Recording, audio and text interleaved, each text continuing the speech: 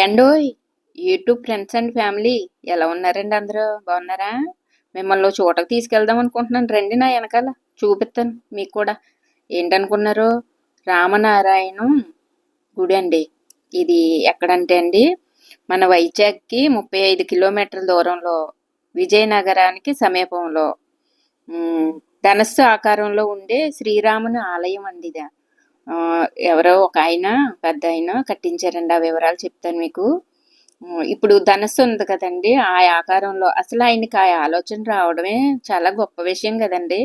నిజంగా మనలాంటి వాళ్ళందరికీ కన్నుల పండగగా అంటే మనం ఎలాగ గుడుల దగ్గరికి గట్ట వెళ్ళి ఎలా ఆనందం ఆహ్లాదం పడతామో అలాగా ఇక్కడ కట్టించారండి ఆయన. మీకు కూడా చూపిస్తాను రండి. ఇది ఎంట్రన్స్ అండి. ఇక్కడ ఒక ఆర్చి కట్టారు.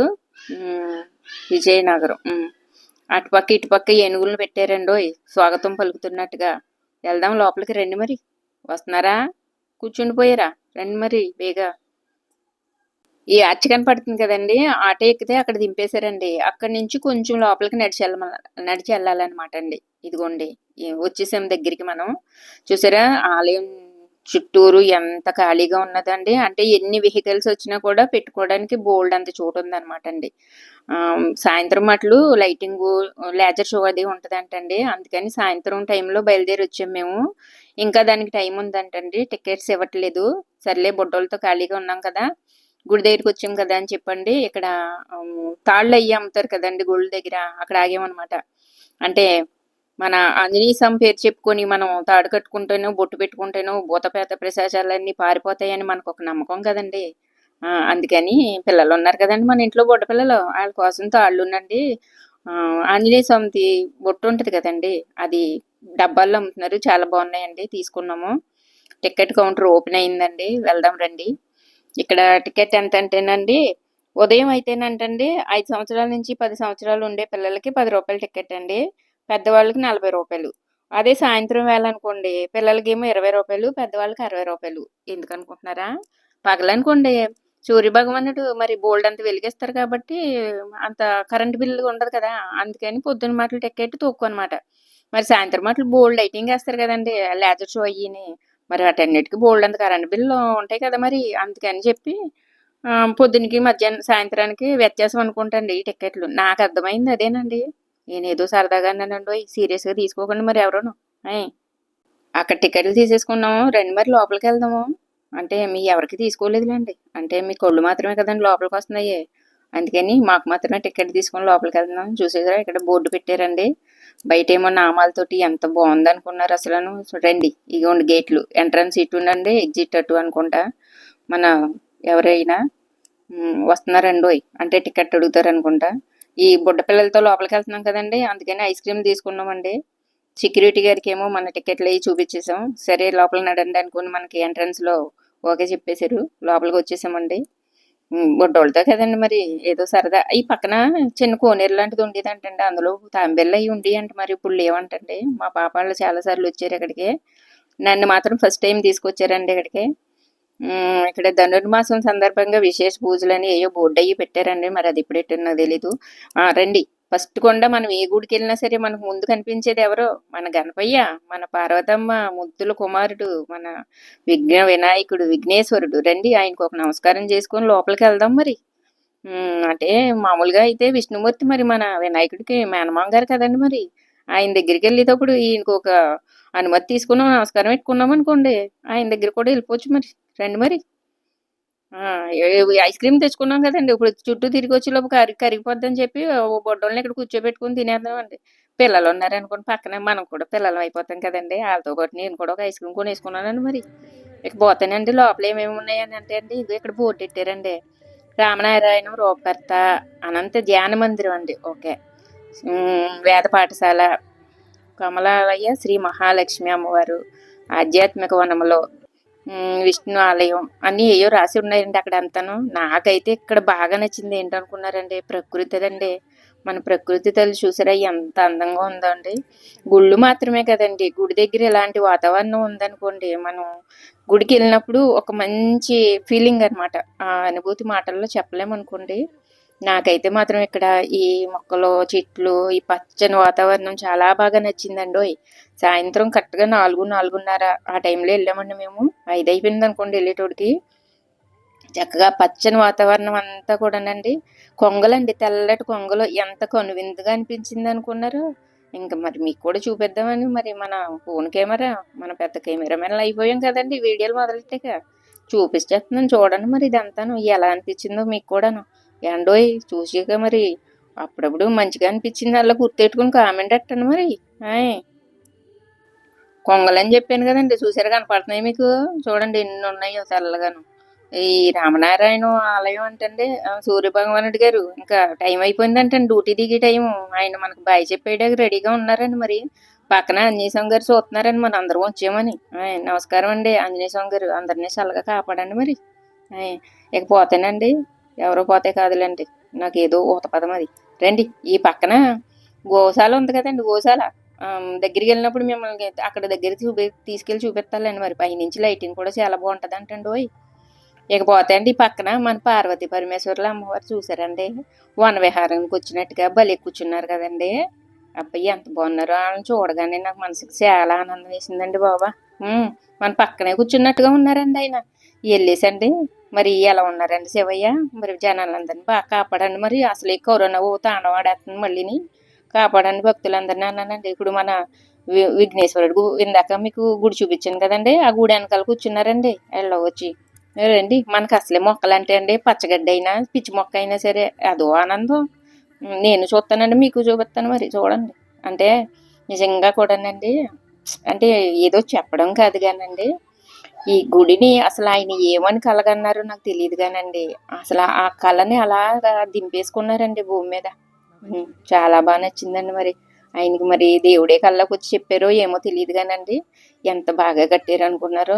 నిజంగానండి ఇక్కడ వీడియోలో చూడడం కానండి, మీ ఎవరికైనా సరే వీలుంటే మాత్రం తప్పకుండానండి ఈ గుడిని మాత్రం దర్శించండి అందరూను. పర్సనల్గా ఎక్స్పీరియన్స్ చేస్తేనే ఆ ఆనందం ఏంటో మనకు తెలుస్తుందండి బాబు. నాకైతే మాత్రం అండి అసలు ఇందులో ఒక ఉద్యోగం మనకేం మరి పెద్ద పెద్ద చదువులేవి లేవులేండి. ఉద్యోగాలంటే ఊరికండి మొక్కలను సంరక్షించుకోవడం గట్రా ఉంటుంది కదా, మొక్కలకి నీళ్ళు వేసుకొని వాటిని మంచి చెడ్డలు చూసుకోవడం, అలాంటిది ఇచ్చినా సరిపోద్దండి. అలా అనిపించిందండి నాకు బాగాన. ఈ పచ్చని ప్రకృతిలో ఉండిపోయి శుభ్రంగా మొక్కలను చూసుకుంటా ఆ దేవునికి సేవ చేసుకుంటూ ఉండిపోవాలని అనిపించిందండి బాబా. కానీ మన నెత్తి మీద ఇంకా కొద్ది గొప్ప బాధ్యతలు ఉన్నాయిలేండి మరి, అవి చూసుకోవాలి కదా. అందుకని గుడి చూసేసండి చక్కగా అవన్నీ ఆస్వాదించేసుకొని మనస్ఫూర్తిగాను వచ్చేసేయాలండి మరి. తర్వాత అదంతా తర్వాత మాట్లాడుకుందాంలేండి మరి. అప్పుడప్పుడు మనం రండి రండి, ఇదిగోనండి బాబు ఈ మహానుభావుడు గారేనండి, శ్రీ రామనారాయణ సృష్టికర్త అంటండి ఈయన. క్రీస్తు శేషులు శ్రీ నారాయణ నరసింహమూర్తి గారు అంటండి. ఈయనకు వచ్చిందండి ఈ తాట. నిజంగా ఎండ నమస్కారం అండి మీకు. నిజంగా ఇంత మంచి గుడిని మాలాంటి వాళ్ళు అందరికీ కట్టి చూపించారండి బాబా. మీ ఆత్మ ఎక్కడున్నా సరే అండి, అయ్యి బాబోయ్ స్వర్గంలోనే ఉండాలండి. శివయ్య ఎక్కడున్నా కానీ ఆయన ఆత్మకి శాంతిని కలిగించి మోక్షాన్ని ప్రసాదించి తండ్రి. ఇకపోతేనండి చాలా బాగుంది కదండి, ఆయన విగ్రహం పెట్టి చుట్టూరు బోల్డ్ అని మొక్కలు పెట్టారండి. ఇప్పుడు ఇక్కడ ఇవి ఉన్నాయి కదండి మెట్లు, ఒకటేమో ఎంట్రన్స్ ఉందండి, ఇంకోటి ఎగ్జిట్ అనమాట. ఇటు నుంచి పైకి ఎక్కాలండి, అటు నుంచి కింద దిక్కాలి. ఇక్కడ ఏం పెట్టారు అనుకున్నారు, ఇటు పక్క అటు పక్కనేమోనండి మన ఏనుగులు నెట్టారండి భలే అందంగాన. మధ్యలో మాత్రం నెమలు నెట్టారండి స్వాగతం పలికినట్టుగాను. భలే ఉంది కదండి. అయ్యి బాబు నాకు మాత్రం చాలా బాగా నచ్చేసిందండి బాబా. మీరు ఈ చుట్టుపక్కల ఉన్నా కానీ మన పక్క నుంచి అన్నా పర్లేదండి వెళ్ళండి. అప్పుడప్పుడు వెళ్ళలేరండి గుళ్ళకి గట్టాను. ఇది మాత్రం మిస్ అవ్వకుండా వెళ్ళాల్సిన గుడి అండి బాబా. ఇకపోతే అండి ఆ మెట్లు ఎక్కుని పైకి వచ్చాం కదండి, పైకి రాగానే మన విష్ణుమూర్తి అండి. అయ్యి బాబు ఎంత అందంగా ఉన్నారనుకున్నారండి, పాలరాతి విగ్రహం. నాకైతే చాలాసేపు చూస్తూ ఉండిపోయానండి బాబు. చూడండి వాళ్ళు ఎవరో మరి ఫోటోలు దిగిపోతున్నారు దేవుడితోటి. నేను కూడా దిగుదాం అనుకున్నాను కానీ తీసుకోళ్ళు వెళ్ళండి. చూడండి ఎంత బాగున్నారండి అసలు. అయ్య బాబోయ్ కళ్ళు తిప్పుకోలేనంత అందంగా ఉన్నారండి బాబు. అందుకేనండి అంటారు విష్ణుమూర్తిని మోహిని స్వరూపం ఏదో అంటారు కదా, ఏ కథలు ఉన్నాయి కదండి. అందుకేనండి బాబు ఎంత అందంగా ఉన్నారో బాబా. నేనైతే మొహం కళ్ళు తిప్పుకోలేకపోయాను అనుకోండి. నా మనసులో ఇప్పటికీ కూడా ఆయన రూపం అలా ఉండిపోయిందండి. మరి మన విష్ణుమూర్తి ఎదుర్కొంటాను తులసమ్మ ఉండాలి కదండి, చిన్న తులసమ్మనే కుండీలో పెట్టి ఎదురుగా పెట్టేశారండి మరి. సరే రండి రండి ఇంక చుట్టూరు తిరుగుదాం. లోపల ఏమున్నాయి చూపిస్తాను. మీకు ఇందా చెప్పాను కదండి మన ఎవరో సూర్య భగవానుల వారు వెళ్ళిపోయారు డ్యూటీ దిగని. ఇప్పుడు చంద్రుల వారు వచ్చేసారండి డ్యూటీకి. కనపడుతున్నారండి అరుకోండి. అంటే సాయంత్రం అయిపోయింది అనమాట. సూర్యుడు వెళ్ళిపోయారండి చంద్రుల వారు వచ్చేసారనమాట. రండి ఈ చుట్టుపక్కల ఈ పక్క నుంచి అంటే లోపలికి దారి ఉంది. అక్కడ ఏమున్నాయి చూపిస్తాను మీకు. ఇలా ఈ పక్క నుంచి అండి మన విష్ణుమూర్తి గుడి వెనకాల నుంచి అనమాట అండి. ఇలా చుట్టూరు ఆ పక్కన చూసారా అదిగోండి సిటీ ఎంత కనపడుతుందండి ఇక్కడ నుంచి. చాలా బాగా కనపడుతుందండి బాబా. ఇలాగండి ఇలా ముందుకు వచ్చామనుకోండి. ఈ లోపల రామాయణ ఘట్టాలన్నీ అండి పెద్ద పెద్ద విగ్రహాలతో భలేగా ఉన్నాయండి. ఆ దారి అనమాట అండి ఇది.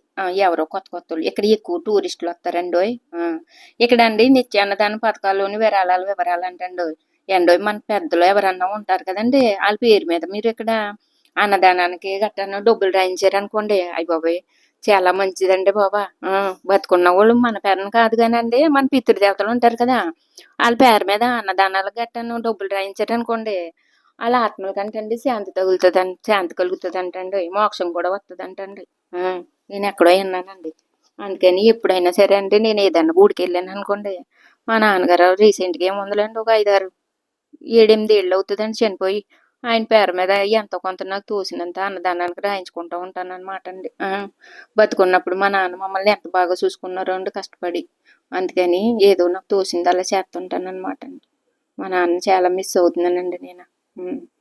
ఇకపోతేనండి రండి లోపలికి వెళ్దాం. ఇదిగోండి ఇక్కడ మన రామాయణం ఉన్నది కదండి. రామాయణంలో ఘట్టాలన్నీనండి ఒక్కొక్కటి విగ్రహాల లెక్కన పెట్టారనమాట అండి. పెట్టి మళ్ళీ దాని వివరం ఏంటో అని అండి ఇంగ్లీష్లోను తెలుగులోను చక్కగా రాసి పెట్టారండి. పిల్లలకి అర్థం అవ్వాలి కదా అందుకనమాట.